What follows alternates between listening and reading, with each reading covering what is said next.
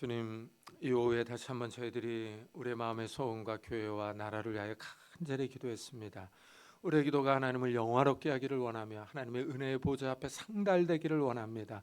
성령 하나님께서 우리 가운데 임재하여 주셔서 우리의 기도가 하나님 앞에 고온히 향연이 되어 올라갈 수 있도록 축복해 주옵소서. 그래서 하나님께서 우리의 삶에 찾아오시며 우리의 삶을 움직이시며 우리의 삶에 동행하심을 다시 한번 느끼며 경험할 수 있도록 축복해 주옵소서. 이 시간 주의 음성을 듣기를 원합니다. 우리에게 들을 길을 허락해 주셔서 주의 음성을 듣고 기뻐하며 즐거워할 수 있는 귀한 시간이 될 수 있도록 축복해 주옵소서. 감사드리며 예수 그리스도의 이름으로 기도드리옵나이다. 아멘.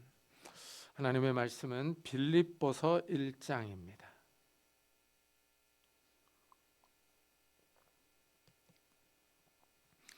빌립보서 1장 22절부터 30절까지 저와 여러분이 한 절씩 교독하겠습니다.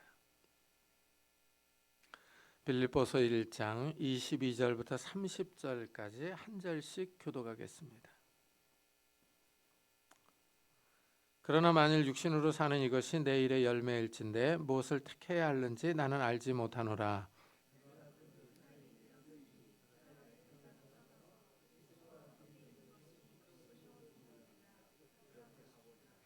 내가 육신으로 있는 것이 너희를 위하여 더 유익하리라.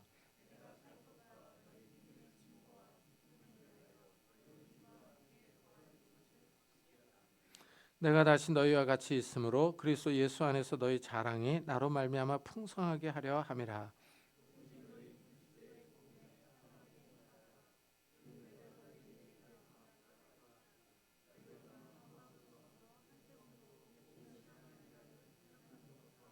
무슨 일에든지 대적하는 자들 때문에 두려워하지 아니하는 이 일을 듣고자 함이라. 이것이 그들에게는 멸망의 증거요 너에게는 구원의 증거니 이는 하나님께로부터 난 것이라.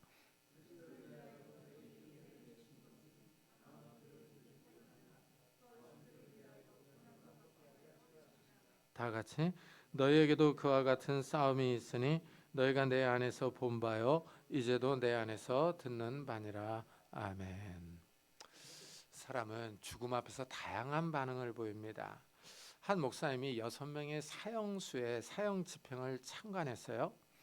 어떤 사람은 대소변을 다 쏟으며 두려워 떠는 사람이 있는가 하면 어떤 사람은 두 눈을 부릅뜨고 이를 갈고 이 교도관과 집행관에게 욕과 저주를 퍼붓는 사람도 있습니다.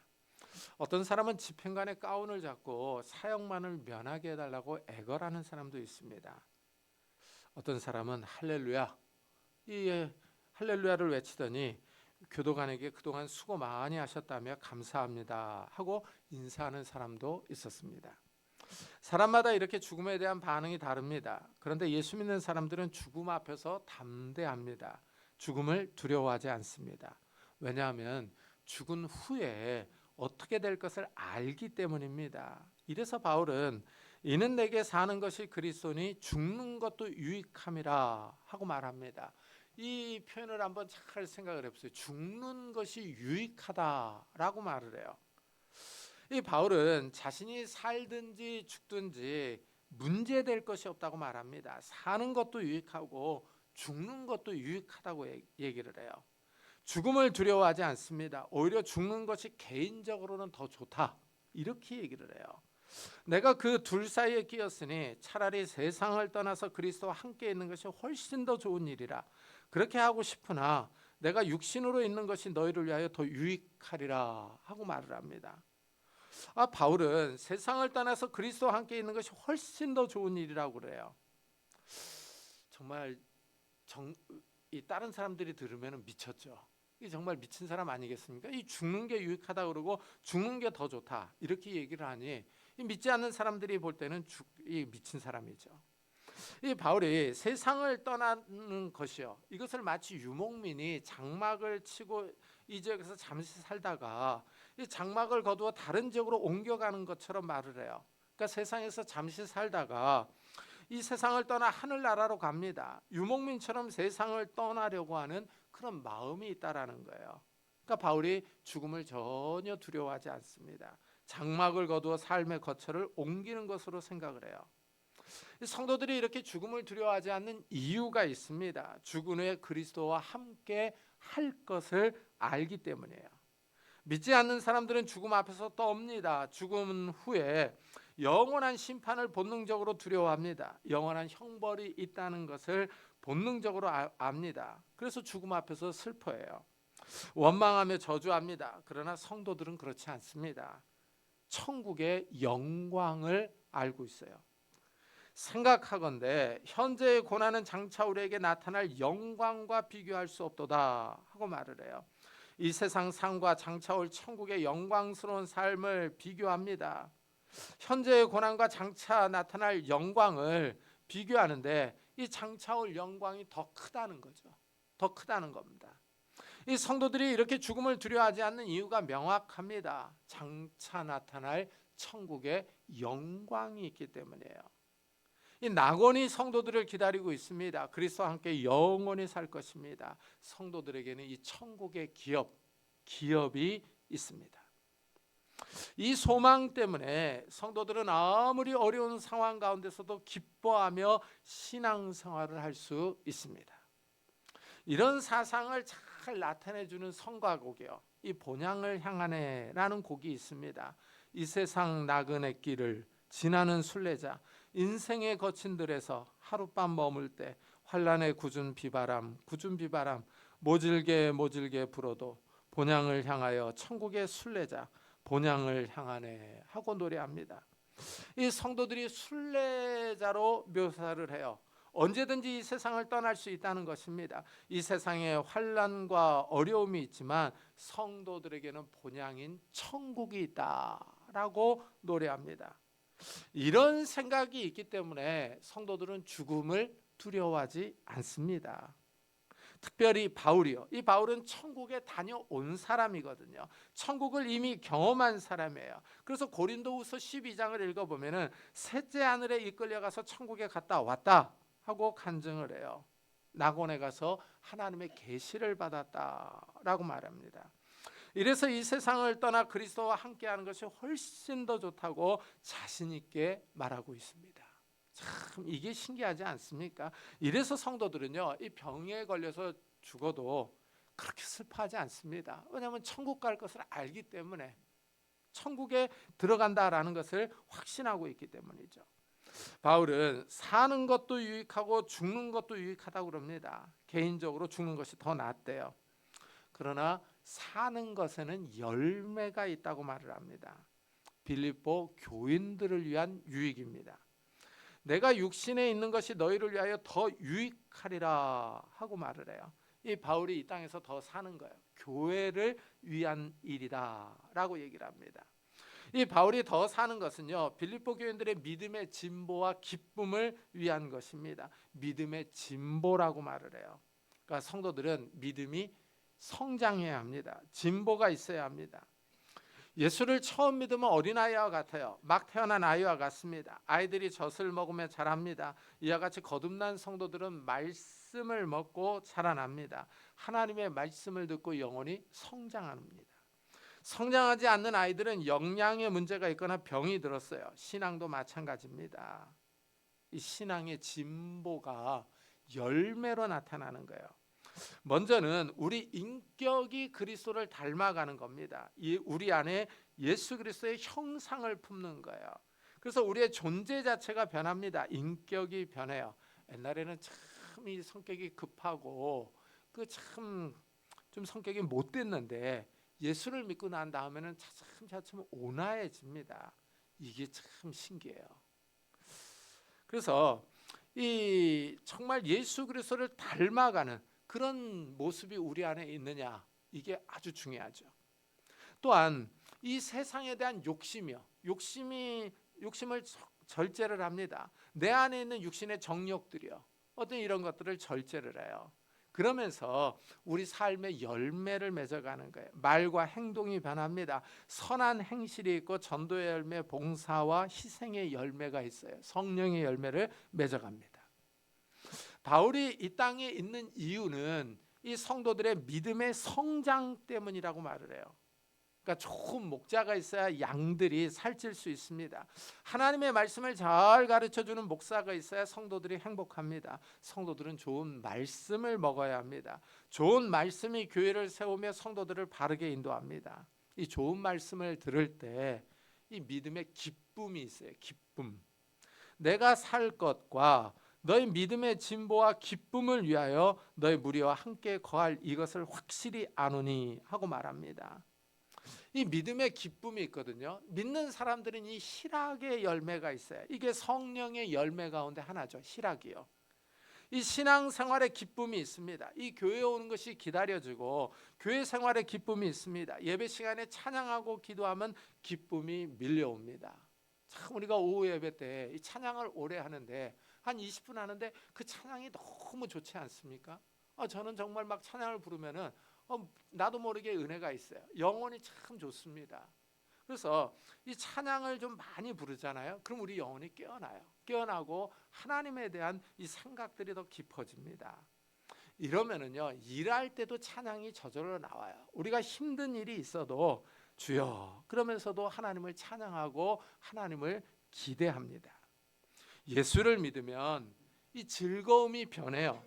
세상의 쾌락이 더 이상 즐겁지 않습니다. 예수 믿기 전에는 한잔하면서 그게 참 기쁨이고 낙이었는데 예수 믿고 난 다음에는 이 한잔하는 게 별로 그렇게 기쁘지가 않습니다. 하늘의 기쁨이 있기 때문에 그래요. 하늘의 기쁨이 우리 영혼에 밀려옵니다. 이래서 예수 믿는 사람들이 모이면요, 술이 없어도 즐겁습니다. 같이 이야기하고 교제 나누는 것이 좋습니다. 세상 사람들이 보면 이해를 못하죠. 아니 남자 여자들이 모여서 술도 마시지 않고 몇 시간을 이야기하면서 막 웃거든요. 그러니까 이상하게 생각합니다. 무슨 재미가 있어서 저러는지 모르겠다고 말하는 사람들이 있어요. 세상 사람들이 알지 못하는 기쁨이 있습니다. 그래서 참 예수 믿는 사람들은요, 모이면은 이게 참 말 수다가 그렇게 또 많아요. 또 참 재밌지 않습니까? 이 성령 하나님이 주시는 기쁨이 있어요. 이렇게 믿음의 진보와 기쁨이 있는 성도들은요, 이 세상 사람들의 삶과 다릅니다. 예수를 믿고 나면 모든 생각과 삶의 스타일이 변해요. 이래서 바울이 오늘 말씀 27절에 오직 너희는 그리스도의 복음에 합당하게 생활하라 하고 명령을 해요. 이 말씀을 한번 잘 생각을 해보세요. 그리스도의 복음에 합당하게 생활하라라고 말하거든요. 그러니까 이 복음에 맞는 삶이 있어요. 예수를 믿으면 구원을 받습니다. 영원한 생명을 얻어요. 이 복음에 맞게 살아가라는 거죠. 복음의 가치에 어울리는 삶을 살라는 겁니다. 구원받은 성도들의 삶이에요. 이 구원받았다고 하면서 여전히 술독에 빠져 살고 밤문화에 빠져서 2차, 3차를 가고 쾌락을 즐기며 살아간다면 분명히 문제가 있죠. 예수 믿고 구원받았다고 말하면서 믿지 않았을 때 그 행했던 옛 생활과 옛 습관들을 버리지 못한다면 문제가 있습니다. 자라지 않는 아이와 같습니다. 복음에 맞는 삶이 있어요. 하늘나라를 바라보며 소망 가운데 사는 삶입니다. 영적 가치를 우선으로 생각하는 삶이에요. 복음에 합당하게 생활하라라는 말씀은 복음에 합당하게 시민 노릇하라 이런 뜻이에요. 그러니까 자유인인 시민으로 살아가라는 것입니다. 그 당시 빌립보는 로마 식민지거든요. 이 로마 시대에는 노예가 많았어요. 끊임없는 정복 전쟁으로 인해서 로마에 노예가 계속 들어옵니다. 노예가 많은 시대에 로마 시민은 자유인이에요. 로마 시민에게는 특권과 책임이 있습니다. 이런 배경 속에서 바울은 복음에 합당한 시민 노릇을 하라라고 권면하는 겁니다. 이 천국 시민으로서 합당한 삶을 이 땅에서 살라는 거죠. 이래서 성도들은요, 이중국적자예요. 이중국적자. 우리는 대한민국 시민입니다. 외국에 나갈 때 대한민국 여권을 소지하고 나갑니다. 그렇지만 성도들은 동시에 천국의 시민이에요. 예수 그리스도의 도장이 찍힌 사람들입니다. 성도들이 천국 시민으로서 합당한 삶을 살아야 할 이유가 여기 있습니다. 먼저 천국 시민은 한 마음과 한 뜻을 품어야 합니다. 이는 내가 너에게 가보나 떠나 있으나 너희가 한 마음으로 서서 한 뜻으로 복음의 신앙을 위하여 협력하는 것이라고 말을 해요. 바울이 빌립보에 있으나 없으나 듣고 싶은 소리가 있습니다. 빌립보 교인들이 한 마음과 한 뜻을 품는 겁니다. 성도들이 한 마음을 품는 것이 중요합니다. 교회는 아주 다양한 사람들로 구성되어 있어요. 교회 안에는 남성과 여성, 어른들과 아이들이 있습니다. 출신 지역도 다르고 자라온 배경도 다릅니다. 교육받은 수준도 다르고 직업도 다르고 정치에 대한 견해도 다르고 삶의 철학이 다릅니다. 이렇게 다양한 사람들이 교회에 모여서 한 마음과 한 뜻을 품는 것이요, 매우 어려운 문제입니다. 그러나 성도들은 구심점이 있습니다. 예수 그리스도를 믿는 구심점이에요. 예수 그리스도의 말씀이 우리 삶의 지침이며 기준입니다. 예수를 믿으면서 정치에 대한 견해가 다를 수 있습니다. 그러나 신앙에 대해서는 같은 생각입니다. 같은 예수 그리스도를 믿으며 같은 하나님을 섬기기 때문입니다. 성령 하나님께서 우리를 인도하시기 때문에 우리는 예수 안에서 하나가 될 수 있습니다. 성도들이 한 마음과 한 뜻을 품는 목적이 있어요. 복음의 신앙을 위하여 협력하는 겁니다. 신앙 안에서 통일성을 이루며 신앙을 위하여 서로 협력하는 거예요. 교회에서 이렇게 우리가 서로 만나서 신앙생활하는 거 보면 재미있지 않습니까? 아니, 우리가 예수 아니면은 서로 얼굴 볼 일이 없는 사람들이에요. 사실 그렇지 않습니까? 예수 아니면은 서로 전혀 별 볼 일 없는 사이입니다. 그런데 같이 모여서 이 성가대를 하고 식당 봉사를 합니다. 집사님, 권사님, 장로님 하면서 서로 존중해 줍니다. 누가 아프면 같이 걱정해 줍니다. 누가 어려움을 당했다고 하면 서로 기도해 줍니다. 누가 아이를 낳았다고 하면 축하해 주고 기뻐합니다. 예수 그리스도의 신앙 때문입니다. 바울이 빌립보 교인들에게 듣고 싶은 소리가 또 있어요. 무슨 일에든지 대적하는 자들 때문에 두려워하지 아니하는 이 일을 듣고자 함이라 하고 말합니다. 이 빌립보 교회 성도들을 대적하는 사람들이 있습니다. 세상 사람들은 예수 믿는 사람들에게 호의적이지 않을 때가 있어요. 예수 믿는 사람들을 싫어합니다. 이 옛날에 우리나라에 복음이 처음 들어왔을 때 보면은 교회 다닌다고 마을 전체가 이 예수 믿는 사람을 핍박한 적이 있었습니다. 가장 가까운 식구들이 적대적일 수 있어요. 예수 믿는 것을 싫어합니다. 그래서 부모님이 예수를 믿지 않으면 예수 믿는 자녀들을 싫어하며 박해합니다. 옛날에는 교회에 매 맞고 오는 학생들이 있었어요. 아버지가 아이들이 교회에 가지 못하게 신발을 감춰 놓습니다. 그러면 맨발로 교회에 오는 친구들이 있었어요. 예수를 믿는 것이 어렵습니다. 반대를 받기 때문이죠. 이러한 반대에 맞설 수 있는 신앙의 용기가 필요합니다. 반대를 두려워하지 않는 용기입니다. 반대를 받아도 인내할 수 있는 신앙의 용기가 필요합니다. 바울은 빌립보 교회 성도들로부터 이런 소식을 듣기를 원한 겁니다. 두려움이 없는 신앙을 원하고 있습니다. 이 대적자들에게 맞서서 신앙의 인내와 용기를 보이는 태도가 성도들에게는 구원의 증거입니다. 신앙을 지키는데 승리하는 사람들이에요. 그러나 반대자들에게는 성도들의 이런 태도가 멸망의 증거입니다. 성도들을 반대하며 핍박하는 자들은 멸망할 것입니다. 세상이 성도들을 때리고 옥에 가두고 핍박할 수 있습니다. 그러나 이들은 영원한 승리를 거두지 못합니다. 이들에게 멸망이 기다리고 있어요. 하나님이 심판하실 것입니다. 이 예수 믿는 것이 은혜입니다. 이 사람은 본성적으로 타락해서 영적인 일에 무관심하며 영적으로 무지합니다. 죄로 타락한 사람은 영적인 일을 잘 분별하지 못해요. 근데 이런 사람들에게 하나님이 은혜를 주시는 거예요. 하나님이 은혜를 주시면 영적으로 깨어집니다. 예수를 깨닫고 믿게 돼요. 그래서 이 믿어지는 것이 은혜입니다. 참 내가 믿는 것 같은데 믿어져요. 이게 정말 신기한 겁니다. 사람의 이성으로는 도저히 하나님의 말씀을 깨달을 수가 없어요. 아무리 똑똑한 사람도 하나님의 말씀을 이해하는 데에는 한계가 있습니다. 하나님의 말씀이 영적이기 때문입니다. 사람의 지성이 타락했어요. 타락한 지성으로는 영적인 하나님의 말씀을 깨닫지 못합니다. 이래서 하나님이 은혜를 주셔야 말씀을 깨닫습니다. 하나님의 말씀이 이해가 됩니다. 은혜를 받으면 성경을 읽을 때 자연스럽게 믿어져요. 그러나 은혜가 없으면 말씀이 힘듭니다. 읽기조차 힘들고 이해가 되지 않아요. 뭔 말인지를 잘 모릅니다. 이래서 예수 믿는 게 참 이 은혜를 받아야 돼요. 은혜를 받으면은 이 복이죠. 소망이 생기는 겁니다. 근데 이제 어떡합니까? 세상이 예수 믿는 걸 싫어하잖아요. 대적하잖아요. 이러니까 고난이 동반되는 겁니다. 이 세상이 예수 그리스도를 싫어하기 때문이죠. 이 세상은 죄로 타락했습니다. 어둠의 일이 많습니다. 그러나 예수 그리스도는 빛이며 진리입니다. 어둠은 빛을 싫어해요. 불의와 거짓이 판치는 이 세상은 어둠에 휩싸여 있습니다. 당연히 예수 그리스도를 싫어합니다. 예수 믿는 사람들에게 호의적이지 않습니다.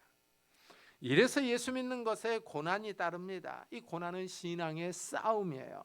신앙이 든든히 선 사람들은 이 싸움에서 승리합니다. 그러나 신앙이 든든하지 못한 사람들은 신앙의 어려움과 환난이 닥치면 포기하려고 하고 굴복하려고 합니다. 신앙의 싸움에서 넘어지고 실패할 수 있습니다. 영적인 싸움에서 승리하는 사람들만이 이 복음에 합당한 삶을 사는 거예요. 이 세상의 고난과 핍박에 무릎 꿇지 않는 사람들입니다. 신앙의 인내와 용기를 가진 사람들이에요.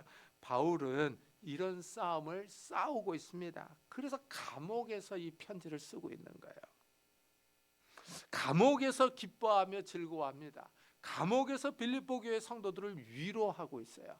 참 이 감옥에 있는 사람을 갇히지 않은 사람이 위로해 줘야 될 것 같은데 반대가 됐죠. 정말 신기한 상황 아닙니까? 참 천국 소망이 확고하기 때문이죠. 이래서 죽는 것도 유익하다. 그래서 감옥에서 기뻐하는 거예요. 우리에게도 이런 신앙의 싸움이 있습니다. 핍박과 반대에 맞서서 천국 시민으로서 우리 안에 기쁨을 누리며 천국 소망을 확고히 가지며 복음에 합당한 삶을 살아가는 성도님들이 되시기를 예수 그리스도의 이름으로 축복합니다. 기도하겠습니다. 우리 한번 들은 말씀을 생각하면서 하나님, 이 악한 세상에서 우리가 기쁨 가운데 천국의 소망을 가지고 확실하게 살아갈 수 있도록 은혜를 주십시오. 우리 한번 같이 기도하고 예배 마치도록 하겠습니다. 하나님 아버지, 감사를 드립니다.